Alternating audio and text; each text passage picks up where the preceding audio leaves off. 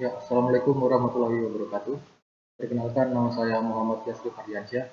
Di sini saya akan menjelaskan materi dari pengujian dan implementasi perangkat lunak di penjaminan mutu perangkat lunak. Di sini saya akan membawakan materi tentang testing dan QA software. Dan untuk mempersingkat waktu, saya akan langsung mulai penjelasan dengan masuk ke materi pertama, yaitu latar belakang. Di mana di latar belakang dalam penjaminan mutu perangkat lunak ini terbagi dengan beberapa poin, yaitu pertama, pengujian perangkat lunak ini adalah elemen yang kritis dari suatu jaminan kualitas perangkat lunak, dan penjaminan perangkat lunak ini juga merupakan review dari puncak terhadap spesifikasi, desain, dan pembuatan program. Dan poin selanjutnya adalah pengujian perangkat lunak ini menghabiskan 30-40% dari total pekerjaan proyek, di mana kalau misalkan dianggarkan proyek itu ada 100%, nah 30-40% sisanya itu untuk masuk di bagian pengujian.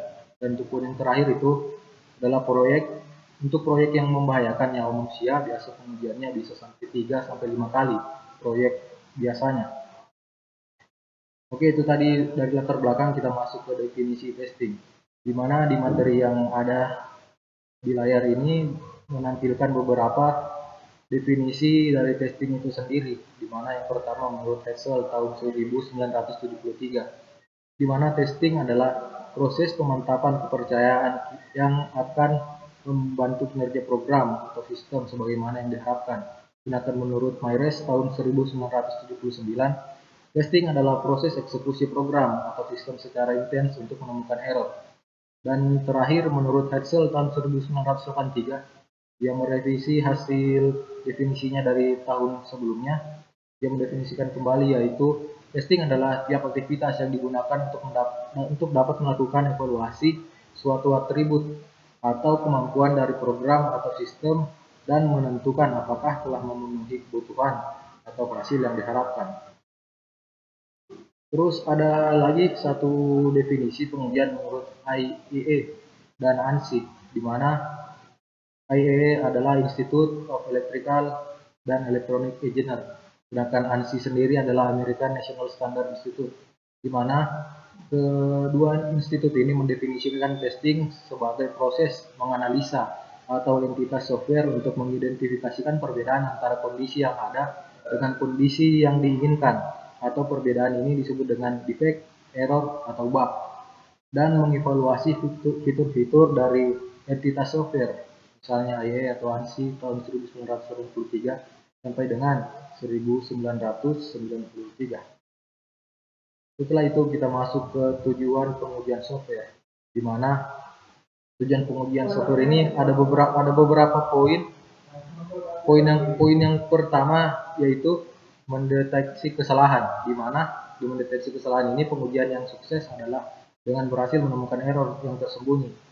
Terus yang kedua adalah membangun kepercayaan terhadap software dengan cara mendemonstrasikan kepada developer atau konsumen bahwa software yang dibangun memenuhi syarat rekrutmen. Dimanapun yang kedua ini lebih menekankan kepada apabila kita telah selesai membuat software, jadi harus didemokan dulu kepada developer atau customer yang memesan software yang kita buat. Yang ketiga adalah test case, yang memiliki kemungkinan terbesar untuk menemukan error yang tersembunyi. Terus ada beberapa poin lagi, poin untuk mengevaluasi properties dari software. Yang pertama, reliabilitas, performa, keunggulan memori, security, dan usability.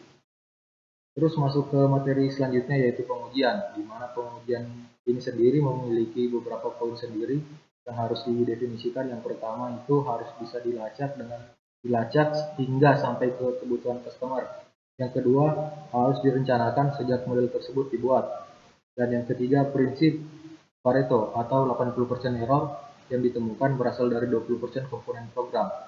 Yang keempat, dari lingkup kecil menuju yang besar. Yang kelima, tidak menemukan kemungkinan diuji. Dan yang terakhir, dilakukan oleh pihak ketiga yang independen. Maksudnya yang independen, pihak ketiga yang tidak termasuk di dalam proses pembuatan software yang akan di testing. Terus masuk ke definisi testing yang dikaitkan dengan verifikasi dan validasi. Di mana poin pertama di sini dijelaskan yaitu testing adalah proses mengoperasikan software dalam suatu kondisi yang dikendalikan. Untuk yang pertama itu ada verifikasi, kedua mendeteksi error, ketiga validasi. Di mana verifikasi dan validasi ini itu bisa Anda lihat di sini penjelasannya yang dalam bahasa Inggris, bisa Anda baca sendiri di materi. Terus masuk ke definisi kualitas, di mana definisi kualitas ini terbagi dalam beberapa penjelasan, di mana menurut menurut Crosby, kualitas adalah pemenuhan terhadap kebutuhan. Terus menurut ISO 8402, di mana kualitas merupakan keseluruhan dari fitur yang menjadikan suatu produk dapat memuaskan atau dipakai sesuai kebutuhan dengan harga yang terjangkau. Oke, untuk definisi kualitas lanjutan akan dijelaskan oleh teman kelompok saya yang bernama Andi Andri. Untuk Andi Andri sendiri, saya persilakan untuk melanjutkan penjelasan. Baik, saya akan melanjutkan penjelasan dari Muhammad Asrid, yaitu di tetap materi yang sama. Di sini saya akan menjelaskan mengenai definisi kualitas lanjutan. Menurut W.E. Terry, kualitas adalah pemenuhan terhadap standar, sedangkan menurut R. Glass, kualitas adalah tingkat kesempurnaan. Menurut J. Duran, kualitas adalah tempat guna sesuai dengan spesifikasi memenuhi kebutuhan konsumer. Baik, kita masuk ke materi selanjutnya, yaitu hubungan antara testing dan kualitas. Software yang berkualitas adalah software yang bebas error dan baik secara objektif, tepat waktu dan dana, sesuai dengan kebutuhan atau keinginan user atau customer, dapat dirawat atau maintainable. Testing merupakan pengukuran kualitas software yang dilakukan secara objektif. Secara objektif, proses pembuktian yang terstruktur, rencana, dan tercatat terdokumentasi dengan baik. Faktor kualitas secara umum. Ada 3 faktor kualitas software secara umum, yaitu fungsionalitas, rekayasa, dan adaptabilitas. Fungsionalitas atau kualitas luar, kebenaran tingkat kesesuaian program dengan spesifikasi dan tujuan customer. Reliabilitas, tingkat harapan sebuah program dapat menjalankan fungsinya secara persis. Kegunaan, usability, tingkat usaha yang dibutuhkan untuk mempelajari, mengoperasikan, mempersiapkan input dan menginterpretasi output dari sebuah program. Integritas, tingkat pengadilan terhadap pengaksesan software dan data oleh orang yang tidak berwenang. Oke, kita masuk ke faktor kualitas secara umum. Lanjutan. Poin pertama yaitu rekayasa kualitas dalam. Yang pertama, efisiensi. Jumlah sumber daya dan kode yang dibutuhkan agar sebuah program dapat menjalankan fungsinya. Yang kedua yaitu testability.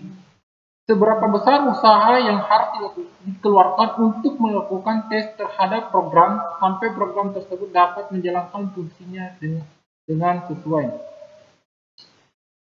Dokumentasi, dokumen struktur. Oke, kita masuk ke poin selanjutnya, itu faktor kualitas secara umum lanjutan. Yang pertama ada adaptabilitas kualitas ke depan. Usaha yang diperlukan untuk memodifikasi sebuah program. Seberapa besar kemampuan sebuah program atau komponen program untuk dapat digunakan kembali di dalam aplikasi lain. Yang terakhir, maintainabilitas, usaha yang diperlukan untuk menemukan lokasi dan memperbaiki error di dalam sebuah program. Baik, kita masuk ke materi, yaitu quality assurance, quality control. Quality control, inspeksi, review, dan tes atau pengujian yang dilakukan sepanjang siklus hidup software tersebut untuk memastikan kesesuaian software tersebut dengan kebutuhan.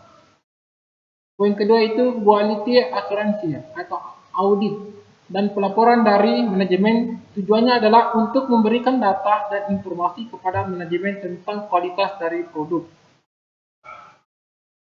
Materi selanjutnya itu pentingnya kualitas sebuah software bagi organisasi. Poin pertama itu yang dijelaskan berorientasi pada kualitas adalah salah satu usaha untuk menurunkan tingkat risiko terjadinya kegagalan proyek. Yang kedua yaitu dengan berorientasi pada kualitas maka organisasi dapat melakukan proses analisa, evaluasi, dan pengembangan berkesinambungan sehingga proses pengembangan software menjadi semakin efektif dan efisien dan terkendali. Materi selanjutnya itu pentingnya kualitas sebuah software bagi organisasi. Lanjutan. Dengan proses yang semakin efektif, efisien, dan terukur dapat menghasilkan software yang berkualitas, tepat waktu, dan pendanaan. Dengan software yang berkualitas akan memberikan jaminan bagi pelanggan atau klien untuk mendapatkan produk seperti yang diharapkan, yang pada akhirnya akan menambah kepercayaan klien sehingga hubungan klien dengan organisasi menjadi berkesinambungan. Demikian materi yang dapat saya jelaskan. Kurang dan lebihnya mohon dimaafkan. Wabillahi taufiq wal hidayah. Assalamualaikum warahmatullahi wabarakatuh.